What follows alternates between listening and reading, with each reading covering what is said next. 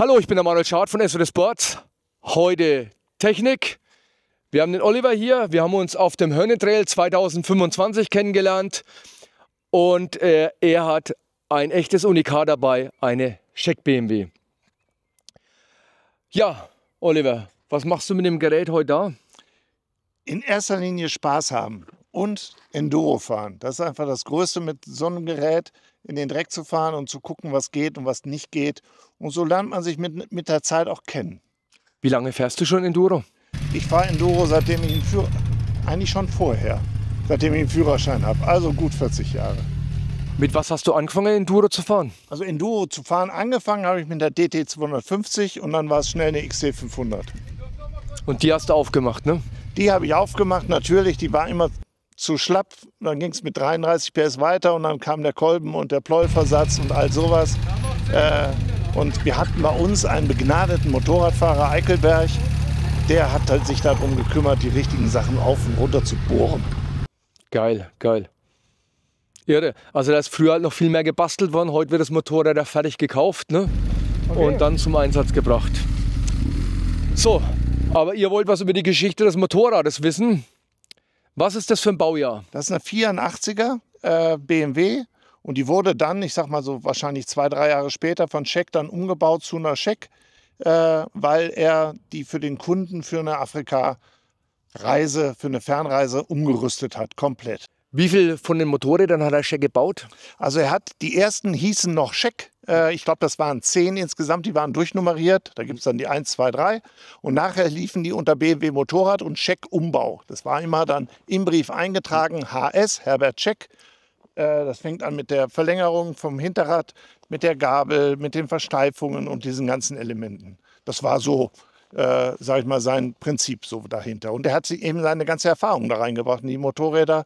Und ich glaube, da waren wenig Kompromisse. Das war schon manchmal rüde, was er umgebaut hat, aber es funktioniert.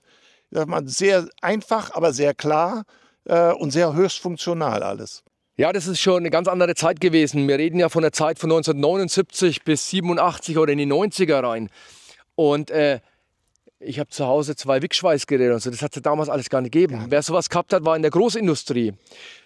Dafür waren es Meilensteine. Und ich mag behaupten, dass der auch der Führende war auch bei BMW für diese ganze Entwicklung. Und der hat auch diese ganzen Dakar-Erfolge eigentlich ins Rollen gebracht. Er war einer der Ersten. Ne? Wenn man die Fotos sieht vom alten Herbert Scheck, wie der neben seiner BMW sitzt, groß, schlaksig, und der ist immer vorne weggefahren. Und er wusste auch, was er umbaut. Er hat ja die Erfahrung aus dem Geländesport. Genau, er war erfahrener Geländesportfahrer und er war auch keine 20 mehr, als er das gemacht hat. Bei weitem nicht. Und deswegen hat er auch solche geilen Motorräder. Und Stand der Dinge war das, was wir da vor uns haben. Ja, du sagst so 10 vielleicht bis 20 Motorräder. Vielleicht weiß ja draußen jemand besser. Schreibt es gerne in die Kommentare. Wir wissen es auch gerne. Ne? Das ist jetzt eine BMW Herbert Scheck Umbau. Welches Baujahr wäre der Rahmen? Der Rahmen ist auch 84. Auch 84. Gabel aus dem Jahr 87. Also denke ich, ist der Umbau ein wenig später gewesen. Irgendwie ist er in dem Zeitraum beauftragt worden bei ihm. Und er hat, das ist auch eine der ersten, hat man mir erzählt, die schon eine Scheibenbremse hatte. Und diese Upside-Down-Gabel, das war damals auch eine Revolution. Da ist überhaupt einer auf die Idee gekommen, ein bisschen in so eine BMW so ein Ding reinzuschrauben. Da haben die Niederländer mit White Power, also WP jetzt, aber damals White Power, da haben die richtig was geritten. Ja, ne? ja. Vorne hat er gut gelöst. Ich sehe, das ist ein Original-Vorderrad mit der Original-Bremsscheibe, mit dem Original... Nein, das ist ein Vierkolbensattel. Ein Vierkolbensattel Brembo und ein Adapter reingebaut. Eine saubere Lösung. Die Bremsführung, die Bremsleitungsführung war damals unter der Gabel. Das war zu der Zeit so. Aber man kann es ja auch nirgendwo einklemmen. Das kann nichts passieren. Ne? Das stimmt. Also sie läuft gut, aber ich habe am Anfang damit ein bisschen gefremdelt. Weil sie läuft halt eben da, wo man vermeintlich hängen bleibt. Tut man aber nicht. Also da passiert nichts. Ich glaube, man bleibt hängen, wenn es wie bei manchen Rallye-Ausführungen seitlich wie 2 Ohren raussteht. Ah ja, ja, das stimmt. Ja, motormäßig? Ja, es ist ein Tausender-Satz reingekommen. Der Motor war nie offen, er ist so, wie er ist. Das Einzige, was ich gemacht habe, war dann halt eben klar, Getriebe einmal geguckt, die Verschleißteile rausgenommen, Kupplung, Anlasser und all die Dinge. Weißt du, ob da auch so ein Scheckmotor drin war oder? Da kann ich nichts zu sagen. Also, weil ich habe es ja auch dann aus vierter Hand. Also vor mir hat es ja einer gefunden in der Garage bei den Eltern, wo der Sohnemann sie hat vor 20 oder 30 Jahren stehen lassen. Und das weiß ich nicht, ja. Dann Scheinwerfer, sieht nach BMW aus, mit dem gelben Licht, markant, sieht cool aus. Ja, man wird vor allem gesehen durch das gelbe Licht. Und es ist halt eben auch, er macht wirklich auch Licht. Diese kleinen Kunststoffverkleidungen, wie man so aus dem Geländesport kennt, die machen nicht viel Licht. Also das ist schon toll. Recht spartanisch da vorne mit einem Lichtanzeigen, Immo 100, aber es reicht ja völlig aus. Tank, kannst du was dazu sagen? Es soll wohl entweder ein Heinrich-Tank sein oder ein Hoske. Da bin ich nicht so bewandert. Fakt ist auf jeden Fall, es ist der etwas breitere. Es gibt ihn auch noch schmaler und es gibt ihn auch noch, die ganz alten, also die ersten sozusagen, hatten auch noch so eine Klappe drin.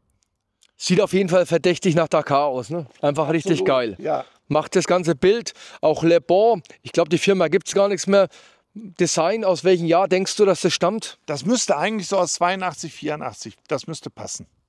Wenn jemand weiß, wer damals damit gefahren ist, könnt ihr auch gerne drunter schreiben. Ich bin da immer total wissbegierig und ich meine, die anderen Leute wollen es auch wissen.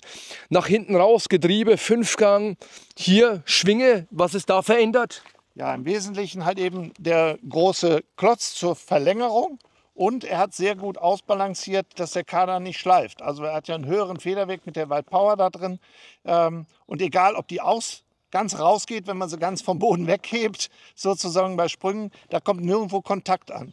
Das hat er sehr gut austariert. Geschuldet dessen ist halt das Rad ein bisschen außer Mitte, ne? Ja, weil sonst wird der Hinterreifen schleifen, gerade bei der Größe. Da ist dann normalerweise so eine Einbuchtung drin, brauche ich dir nicht zu erzählen.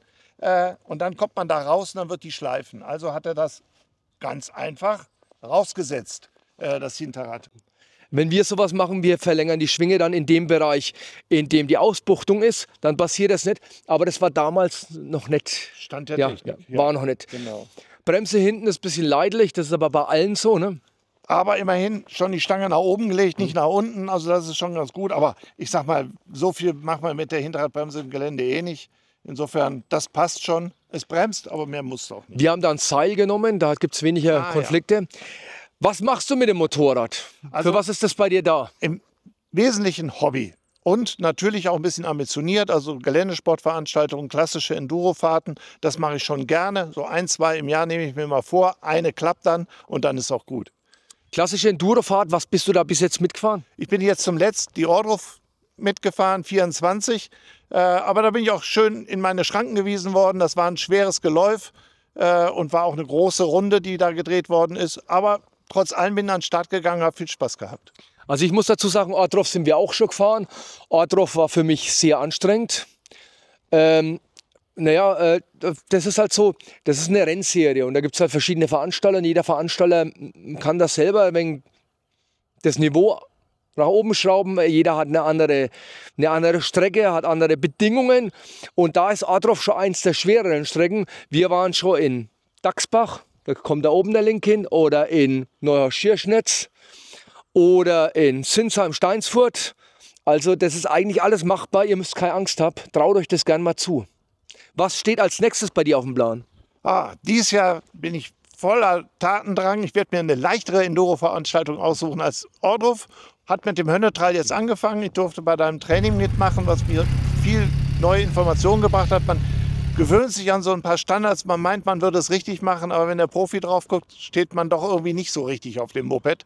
Und das versuche ich jetzt ein bisschen zu üben und zu machen. Und dann werde ich mal schauen, welche Enduro-Veranstaltung so die nächste ist. Und natürlich kommt die Wupper-Enduro wieder. Und diese Veranstaltung, die nehme ich sowieso immer mit. Dann kommt noch was zur Vermeldung, sagt der Pfarrer immer bei uns. 29.06. haben wir das Enduro-Boxer-Training an der Schwarzen Pfütsche. Wer will, kann sich da anmelden. Den Link mache ich auch mit rein.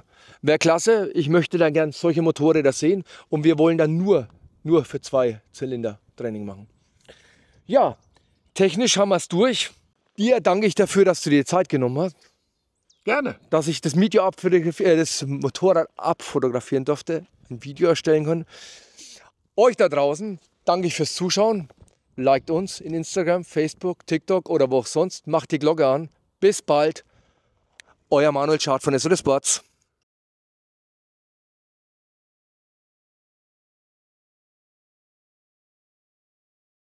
Die ersten waren nur Schecknummern und die nächsten waren BMW Motorräder. Nicht speziell für Scheck, sondern vom Scheck. Mal Handy noch anschauen.